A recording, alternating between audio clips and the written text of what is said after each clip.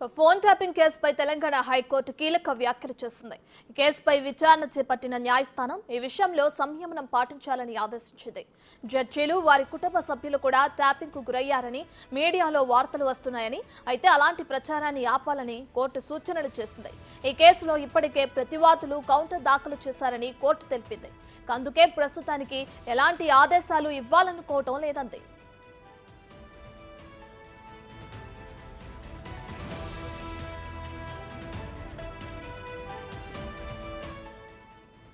ఇక హైదరాబాద్ లో సంచలనం సృష్టించిన ఫోన్ ట్యాపింగ్ విషయం అందరికీ తెలిసిందే. అయితే ఫోన్ ట్యాపింగ్ కి సంబంధించి ఇప్పటికే హైకోర్టులో కేసు కూడా నడుస్తుంది. ఫోన్ ట్యాపింగ్ కేసుపై తెలంగాణ హైకోర్టు కూడా కీలక వ్యాఖ్యలు చేయడం జరిగింది.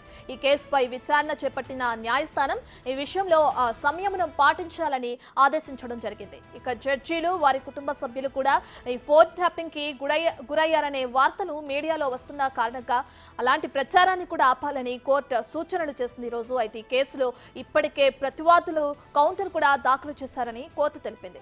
ఇక ప్రస్తుతానికి ఎలాంటి ఆదేశాలు కూడా ఇవ్వాలనుకోవటం లేదని కోర్టు తెలిపింది.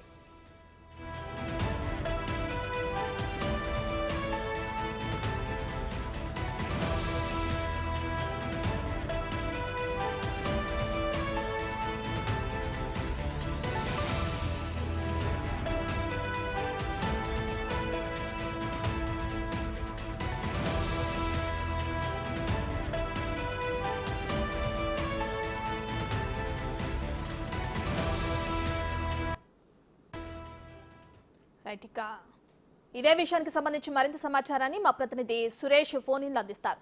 రైట్ సురేష్, ఇక ఫోన్ ట్యాపింగ్ విషయానికి సంబంధించి అటు హైకోర్టు సంయమనం పాటించాలంటుంది. దీనికి సంబంధించిన డీటెయిల్స్ ఏ విధంగా ఉన్నాయి? ఫోన్ ట్యాపింగ్ కేసుకు సంబంధించి సుమోటోగా విచారణకు స్వీకరించిన హైకోర్టు ఈ రోజు మళ్ళీ ఫోన్ ట్యాపింగ్ వ్యవహారం పైన విచారించింది. విచారణ సందర్భంలో కొన్ని కీలక వ్యాఖ్యలు హైకోర్టు ధర్మాసనం చేయడం జరిగింది.